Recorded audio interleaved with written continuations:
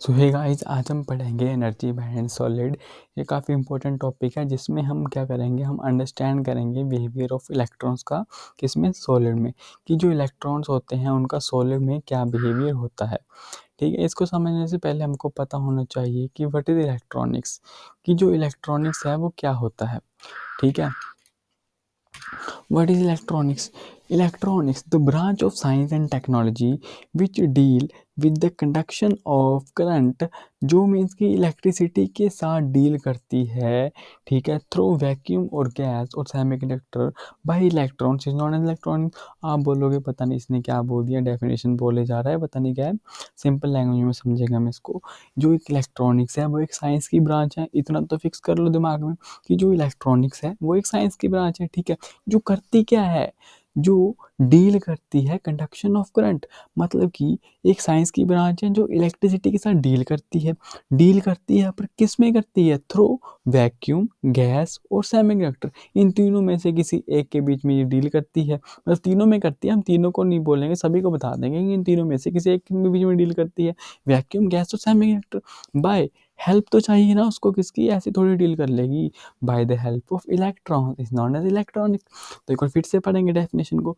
The branch of science and technology which deal with the conduction of current, electricity through vacuum और gas और semiconductor by electrons is called electronics. ठीक है, this is the electronics. Next हम समझेंगे what is an atom. कि जो atom है वो क्या है। एक atom is the smallest particle of the element. ये तो दिमाग में बिठा ही लो कि जो एटम है वो एक smallest particle of the element है। रदरफोर्ड ने बताया था, according to Rutherford an atom consist of nucleus. Rutherford ने बोला था एक एटम होता है उस वो कंसिस्ट करता है न्यूक्लियस, जिसमें पॉजिटिव और नेगेटिव चार्ज होते हैं और उसके जो ऑर्बिट होते हैं उसमें इलेक्ट्रॉन्स रिवॉल्व करते हैं। जैसे डेफिनेशन यहाँ पे डायग्राम है, यहाँ पे न्यूक्लियस के सेंटर में जो पॉजिटिव प्रोटॉन और नेगेटिव न्यूट्रॉन उसके बीच में चार्ज लाई कर रहे हैं और उसके जो ऑर्बिट है उसमें इलेक्ट्रॉन्स रिवॉल्व कर रहे हैं। ठीक है, उसके बाद ये सिंपल सा है, एटॉमिक वेट क्या होता है, जिसको हम एटॉमिक मास बोलते हैं। Number of proton plus number of neutron को जब हम प्लस करते हैं तो बनता है एटॉमिक वेट। दूसरा है atomic number which is equals to number of electron और नंबर ऑफ प्रोटॉन्स। ये होता है एटॉमिक नंबर। ओके, थर्ड हमारे पास है इंपॉर्टेंट चीज एनर्जी लेवल। एनर्जी लेवल क्या है, इसको पढ़ने से पहले मैं आपको एग्जांपल दूंगा। एग्जांपल क्या है कि दो बंदे हैं हमारे पास। एक बंदे की जो कैपेसिटी है पुशअप्स मारने की वो है 10 और दूसरे की है 100। 10 है, मतलब जो 10 वाला है, जो 10 पुशअप्स मार सकता है, उसकी रेंज कहाँ तक है? उसकी रेंज है 1 to 10, कि वो एक पुशअप से लेकर 10 पुशअप्स तक पुशअप्स मार सकता है। और जो दूसरा है उसकी रेंज क्या है? उसकी है कि 1 to 100, कि वो एक से लेकर 100 तक पुशअप्स मार सकता है। वैसे ही यहाँ पर भी एनर्जी लेवल क्या है, वहाँ यहाँ पर एनर्जी लेवल है, समझो डेफिनेशन से। Electron in a solid can occupy a range of energies with in what is called energy band. मतलब कि इलेक्ट्रॉन की रेंज, कि वो किस रेंज तक एनर्जी को कर सकते हैं ऑक्यूपाई। ठीक है, किस एनर्जी तक जा सकते हैं, वो उसको हम बोलते हैं एनर्जी बैंड और energy level. These band are formed due to the interaction of many atom in solid. जब ज़्यादा एटम एक सॉलिड में इंटरेक्ट करते हैं एक दूसरे के साथ। सॉलिड है ना, जैसे आपको मैं डेफिनेशन बताता हूँ, एक चीज़ एग्जांपल देता हूँ। क्ले होती है, क्ले में क्या होता है, जो इलेक्ट्रॉन्स होते हैं, एटम्स होते हैं, वो थोड़ा दूर दूर होते हैं, जिसके ज़रिए कि जब हम उसको क्ले को प्रेस करते हैं तो वो जैसे हम उसको शेप देना चाहें वो वैसी शेप में आ जाती है। बट सॉलिड में क्या होता है, जो इलेक्ट्रॉन्स होते हैं वो टाइटली पैक्ड होते हैं एक दूसरे के साथ, जिससे मतलब कि वो सॉलिड बन जाता है। हम उसको प्रेस करें, प्रेस नहीं होता, टूटता नहीं है। तो मतलब क्यों? कि जो उनकी जो स्पेस है वो कम है और टाइटली पैक है। वैसे ही इस टाइटली पैक्ड को हम बोलते हैं एनर्जी बैंड। नेक्स्ट चीज़ हमारा थोड़ा सा बोहर एटॉमिक मॉडल को भी डिस्कस कर लेते हैं। ठीक है, ये भी इंपॉर्टेंट है। जो इनको किसने बनाया था? नाइल बोहर, इनका फुल नाम था नाइल बोहर, जो 1913 में एक्सप्लेन किया था अपने मॉडल में behaviour of electrons in an atom. Atom के अंदर इलेक्ट्रॉन्स का क्या बिहेवियर है, बोहर ने बताया था। क्या बताया था? बोहर मॉडल जी ने बताया। सबसे पहले इन्होंने बोला कि जो इलेक्ट्रॉन होते हैं वो move around the nucleus in the specific set path. उन्होंने ये बोला था कि जो एक ऑर्बिट है पूरा इलेक्ट्रॉन का, ठीक है, उनमें जो न्यूक्लियस है ना उसके आसपास अराउंड कर रिवॉल्व करते हैं इलेक्ट्रॉन। और उन्होंने बोला एक इम्पोर्टेंट बात है, उन्होंने ये बताया था कि जो इलेक्ट्रॉन्स होते हैं, जैसे ये इलेक्ट्रॉन है, ये इलेक्ट्रॉन है, ये अपने फर्स्ट ऑर्बिट में ही रहेगा और ये अपने सेकंड में ही रहेंगे, ये अपने एक सेट पाथ के ऊपर ही रिवॉल्व करेंगे। मतलब कि ऐसा नहीं कि ये यहाँ पर कभी मूव करे, कभी यहाँ पर करे, जैसा मन करे वैसा नहीं है। अगर इसका फर्स्ट सेट पाथ फर्स्ट है तो ये फर्स्ट पर ही रहेगा। एक इसमें और एक मिथ है, उसको हम पढ़ेंगे अभी। Electron can jump between this path by gaining और लूजिंग एनर्जी। उन्होंने सबसे पहले बोला कि ये अपने ही पाथ पे रिवॉल्व करेंगे, और दूसरे पॉइंट में उन्होंने ये बोल दिया कि ये अपने पाथ को छोड़ के ऊपर भी जा सकते हैं और नीचे भी आ सकते हैं, पर कब? जब हम इनकी एनर्जी को गेन करें और लूज करें। मतलब कि अगर फर्स्ट ऑर्बिट के इलेक्ट्रॉन्स को सेकंड ऑर्बिट में जाना है तो हमें एनर्जी गेन करनी पड़ेगी, इनको और एनर्जी देनी पड़ेगी कि सेकंड ऑर्बिट में चले जाएं। और अगर सेकंड को फर्स्ट में लाना है तो सेकंड ऑर्बिट की जो एनर्जी है हमें उसको लूज करना पड़ेगा कि वो फर्स्ट में आ जाए। ठीक है, ये बोला था। थर्ड उन्होंने बोला कि it show that electron has specific energy level और शेल। उन्होंने बोला कि हर इलेक्ट्रॉन की एक अपनी एनर्जी लेवल है और उसका एक अपना शेल है। ठीक है, अपना अलग शेल है एक इलेक्ट्रॉन का, सभी का सेम नहीं है कि हम बोलें कि इसका सेम है जी इसका सेम है, नहीं, सभी का अपना अपना शेल है। पर एक पंगा पड़ गया। पंगा क्या पड़ गया? This model didn't work perfectly for all atom. सभी एटम्स के लिए ये मॉडल परफेक्टली वर्क नहीं करा। बट इंपॉर्टेंट स्टेप था एक, ये अंडरस्टैंडिंग, हम एटम को समझने के लिए एक इंपॉर्टेंट स्टेप था जो बोहर ने बताया दिया। ठीक है, नेक्स्ट क्या है? नेक्स्ट है अब हमारा मेन टॉपिक, जिसके ऊपर हमारी फुल टॉपिक है, टाइटल है इसका एनर्जी बैंड एंड सॉलिड। ये क्या है? इसमें हम समझेंगे सबसे पहले एग्जांपल से। एग्जांपल मेन है भाई, एग्जांपल से समझेंगे तो माइंड में रहेगा। एग्जांपल ही रहेगी, ये नहीं रहेगी डेफिनेशन। एग्जांपल होगी तो डेफिनेशन भी आ जाएगी। ठीक है, चलो समझते हैं। इमेजिन करो कि हमारे पास एक सीढ़ी है, जैसे यहाँ पर सीढ़ी बनी है, बॉडी। ठीक है, imagine you have a ladder with different steps, जिसमें डिफरेंट स्टेप्स है। तो नॉर्मल सी बात है, सीढ़ी है तो उसके स्टेप्स तो होंगे ही ना। ईच स्टेप, जो उसका हर स्टेप्स है वो रिप्रेजेंट कर रहा है कि एनर्जी लेवल को। एनर्जी लेवल मैंने बताया क्या होता है, जहाँ पे इलेक्ट्रॉन्स एटम टाइटली पैक होते हैं एक दूसरे के साथ। ठीक है, where electron can exist in a material, जैसे जहाँ पे इलेक्ट्रॉन एग्जिस्ट कर रहे हैं मटेरियल में। ठीक है, साथ में जुड़े हुए हैं सभी यहाँ पे सॉलिड में। ठीक है, in a solid these steps are very close together. Solid में ये काफ़ी क्लोज होते हैं एक दूसरे के, forming what we call energy band. जैसे पीछे बता चुका हूँ ये पहले ही कि जिसको हम बोलते हैं एनर्जी बैंड को बनाते हैं ये। ठीक है, अब ये तो हो गया एनर्जी बैंड। एनर्जी बैंड क्या है? यहाँ पे ये टाइटली पैक है, ठीक है, सॉलिड में। और उसके बाद एक मेन चीज़ क्या है? The bottom of the ladder is a valence band. जो लैडर का बॉटम है उसको हम बोलते हैं valence band. Where electron are tightly bound, जहाँ पर जो इलेक्ट्रॉन्स होते हैं वो टाइटली बाउंड होते हैं to the atom and can not move freely. मतलब कि वैलेंस बैंड में जो एटम्स होते हैं वो फ्रीली मूव नहीं कर पाते। मतलब अगर उनका मन हो कि उन्होंने कंडक्शन बैंड में जाना है या कहीं और जाना, तो वो नहीं जा पाएंगे बिना किसी एनर्जी के। ठीक है, उनको यही ही रहना पड़ेगा, फ्रीली मूव नहीं कर सकते, टाइटली बंधे हुए हैं यहाँ पे वो। ठीक है, the top of the ladder is the conduction band. जो लैडर का टॉप है उसको डिनोट किया है कंडक्शन बैंड से। ठीक है, where electron are free to move and conduct electricity, जहाँ पर जो इलेक्ट्रॉन्स हैं वो आसानी से मूव कर सकते हैं और इलेक्ट्रिसिटी को कंडक्ट कर सकते हैं। एक और बात, इलेक्ट्रिसिटी तभी कंडक्ट होगी जब इलेक्ट्रॉन्स मूव करेंगे। ठीक है, इसको याद रखना हमेशा। उसके बाद हमारा अगला है क्रिस्टल। ये भी इंपॉर्टेंट टॉपिक है, इसको समझ लेते हैं क्रिस्टल होता क्या है। It is the solid material and a crystal is like a very organize and orderly arrangement of और एटम और मॉलिक्यूल्स। ये एक सॉलिड मटेरियल होता है जहाँ पर, ठीक है, क्रिस्टल एक सॉलिड मटेरियल है एंड एक जो एक क्रिस्टल है वो एक लाइक वेरी ऑर्गेनाइज, जैसे यहाँ पे एक इमेज बनी है क्रिस्टल की, फुल ऑर्गेनाइज है क्यूब। ठीक है, एंड ऑर्डरली, जो अरेंजमेंट ऑफ एटम और मॉलिक्यूल्स हैं वो ऑर्डर में है, कि ये है एक, ये है एक, उसके सामने है, बिल्कुल ऑर्डर में। ठीक है, उसको बोलते हैं crystal. In A crystal each atom has a unique position with unique instruction. उसने बोला, यहाँ पे बताया गया है हमको कि जो क्रिस्टल होता है उसके जो हर एटम होते हैं उनकी अपनी अपनी यूनिक पोजीशन होती है और उनकी यूनिक इंटरेक्शन होती है। इसको हम समझेंगे अभी एग्जांपल के साथ, अगली एग्जांपल में ये वाली। इसकी एग्जांपल है कि अ लाइन ऑफ 10 स्टूडेंट, एक लाइन है 10 बच्चों की। ठीक है, each student have the unique place in the line, like last student से there is a 9 student behind them, similarly 9 से there is 8 student behind them, and basically there is a different interaction position of student like a crystal. Example में हमने समझा कि एक line में 10 बच्चे हैं, लास्ट बच्चा बोल रहा है, 10th स्टूडेंट बोल रहा है कि उसके आगे 9 बच्चे हैं, और 9th बोल रहा है कि उसके आगे 8 बच्चे हैं। ठीक है, सो बेसिकली यहाँ पे क्या हुआ, यहाँ पे हमने ये देखा कि सभी स्टूडेंट्स की जो इंटरेक्शन है, ऑर्डरली तो एक लाइन में खड़े हैं, ऑर्डर में खड़े हैं, ठीक है, पर उनकी इंटरेक्शन डिफरेंट है। 10वां जो लास्ट है वो बोल रहा है कि उसके आगे 9 है, अपना 9th बोल रहा है कि उसके आगे 8 है। तो सिमिलरली क्रिस्टल में भी ऐसा ही होता है, सभी एटम की जो इंटरेक्शन होती है अपने अगले एटम के साथ वो डिफरेंट होती है। So each electron will have the different energy level, और इसमें भी हर इलेक्ट्रॉन का अपना एक डिफरेंट एनर्जी लेवल होता है। और एक आइसोलेटेड एटम क्या होता है, इसको भी समझ लेते हैं। ठीक है, कि हमने इसको प्रेजेंटेशन में, वीडियो में सब कुछ आसानी से सिंपल लैंग्वेज में कवर किया है। An isolated atom, what is it?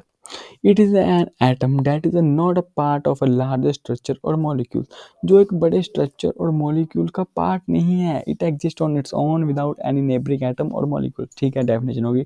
अब हम इसको अपनी लैंग्वेज में समझते हैं मजे से एग्जाम्पल के साथ। ये एक लड़का है जो क्लास में है, ठीक है, उसकी किसी से ना बनती है, ना वो किसी से बात करता है, ना बुलाता है, अकेला क्लास में बैठता है, घूमता भी अकेला है, जहाँ पर उसका घर है वहाँ पर उसके आसपास कोई नहीं है, वो है आइसोलेटेड एटम। है, ये क्या हो गया? हाँ, यही है भाई, जो एक आइसोलेटेड एटम है, वो उसका ये है कि वो किसी बड़े स्ट्रक्चर और मॉलिक्यूल का पार्ट नहीं है, वो अकेला है, अकेला रहता है, और उसका विदाउट अ नेबरिंग एटम और मॉलिक्यूल्स, उसके आसपास नेबर में ना ही कोई एटम है ना ही कोई मॉलिक्यूल्स है। और जो एटम अकेला हो, ना उसका नेबर हो, अकेला एग्जिस्ट करता हो, वो एटम कहलाता है an isolated atom. Next is types of energy band. This is also important topic. Types of energy band क्या है? ठीक है, एनर्जी बैंड के 3 टाइप्स होते हैं, valence band, conduction band, forbidden energy gap. ठीक है, ये 3 इसके टाइप्स हैं, बहुत ही सिंपल है, सिंपल लैंग्वेज में हमने कवर किए हैं।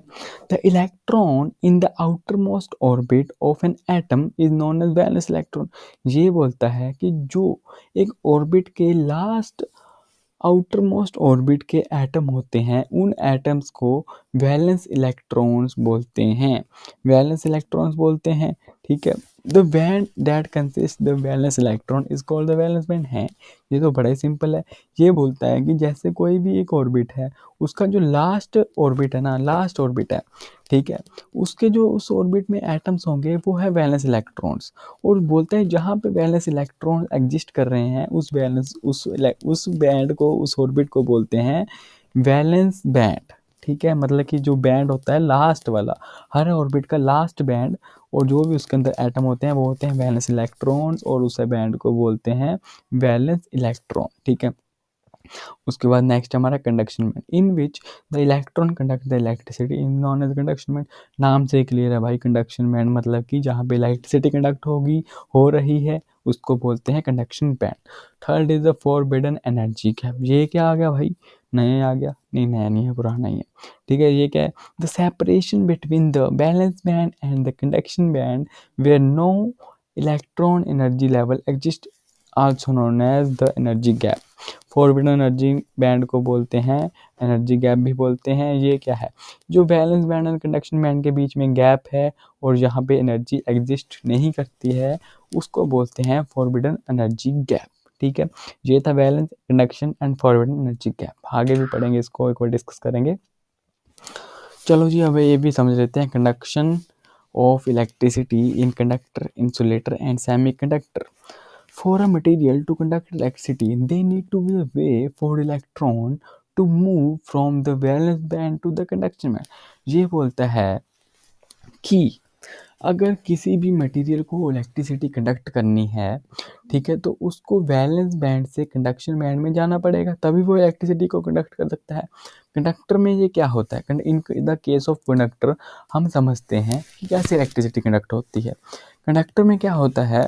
The outer most energy level valence band, ठीक है, हमने बोला था आउटर मोस्ट एनर्जी लेवल को बोलते हैं valence band, overlap with another energy level conduction band, allowing electron to move freely around। ठीक है, क्या बोला इसने? डायग्राम में देखते हैं। डायग्राम में देखा हमने कि वैलेंस बैंड और कंडक्शन बैंड एक दूसरे को ओवरलैप कर रहे हैं, मतलब कि बिल्कुल ही साथ में जुड़े हुए हैं, जिससे क्या हो रहा है कि बिल्कुल थोड़ी सी एनर्जी देने पर ही वैलेंस बैंड के इलेक्ट्रॉन कंडक्शन बैंड में जाकर अपनी इलेक्ट्रिसिटी को कंडक्ट कर रहे हैं। ठीक, एग्जाम्पल क्या है? पेरेंट्स की हम एग्जांपल समझते हैं। ठीक है, parents as a conduction band and son as a valence band. बच्चा पढ़ रहा है पेरेंट्स का, ठीक है, बच्चे को भूख लग पड़ी, पेरेंट्स के पास खाना है, तो बच्चा शांति से उठा, पेरेंट्स के पास चला गया, क्यों, पेरेंट उसके पास में ही है, ठीक है, तो वो उठकर पेरेंट के पास बैठ के खाना खा लिया। मतलब क्या हुआ, मतलब कि वो दोनों पास पास हैं, बैलेंस एंड कंडक्शन पास हैं, थोड़ी सी एनर्जी लगाई बच्चे ने उठने के लिए और पेरेंट्स के पास बैठ के खाना खा लिया। मतलब कि अभी बच्चे को खाना खाना है तो उसको पेरेंट्स के पास जाना पड़ेगा, पेरेंट्स कंडक्शन बैंड है, बच्चा बैलेंस बैंड है, तो वो पास पास ही थे, काफ़ी पास पास थे, तो उठा, उसने खाना खा लिया, ठीक है, ये है कंडक्टर के केस में। अब आता है बात इंसुलेटर की।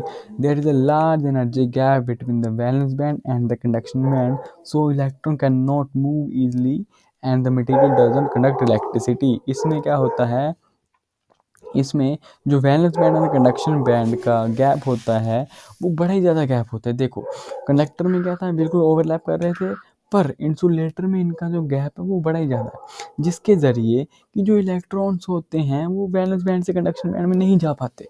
हम उनको एनर्जी दे भी देते हैं तब भी वो इतनी एनर्जी उनको चाहिए, इतनी एनर्जी हम नहीं दे पाते कि वो बैलेंस से कंडक्शन में चले जाएँ।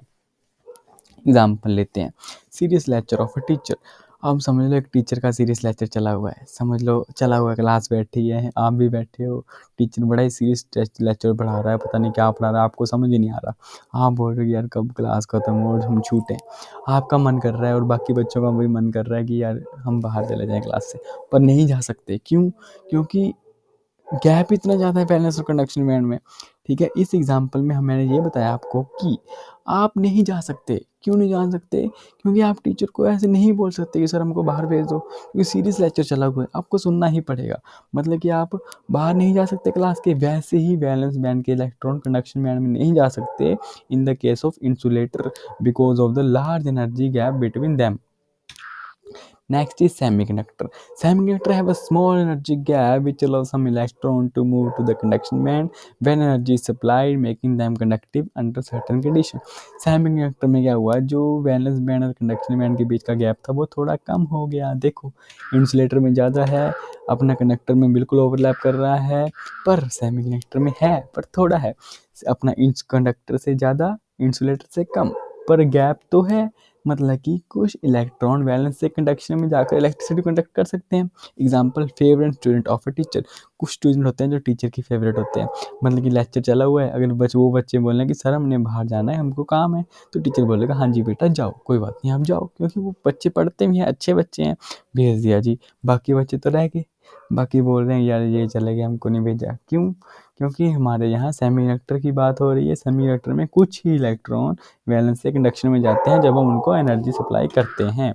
अब इनका कंक्लूजन क्या निकला, लास्ट है अब ये, इसको ध्यान से समझना, जो भी हमने समझा इसका कंक्लूजन क्या है। इसका कंक्लूजन है, in a solid electron exist in different energy level code energy band.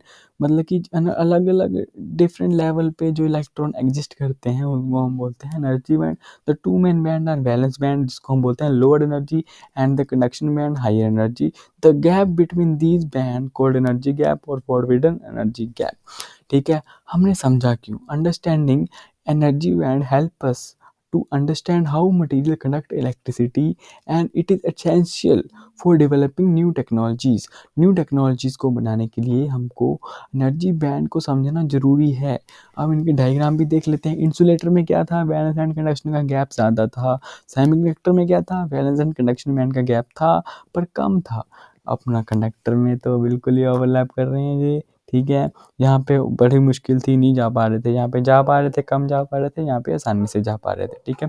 यही थी हमारे आज का topic energy band and solid, जिसमें हमने अगला भी और पिछला भी सब कुछ कवर किया है, ठीक है। अब आपके लिए कुछ क्वेश्चंस हैं, ठीक है, सभी दोस्तों के लिए मेरे, आपने इन क्वेश्चन को अपने को राइट करना है, मीन्स कि ये इंपॉर्टेंट है, आप इनको नोट आउट कर सकते हैं, ठीक है। आंसर आपने खुद निकालने हैं इनके, ठीक है। पीपीटी में से वीडियो को पीछे करके देख लीजिए, आपको आंसर भी मिल जाएंगे इनके। एक फर्स्ट क्वेश्चन ये है, सेकंड ये है, डिफरेंट बताना है बैलेंस एंड कंडक्शन बैंड में। Third is how electron balance से कंडक्शन में कैसे जाते हैं electrons. Fourth is define conductor semiconductor insulator on the basics of energy gap, ठीक है। और last is forbidden energy gap. Thank you, ठीक है, ओके, बाय बाय।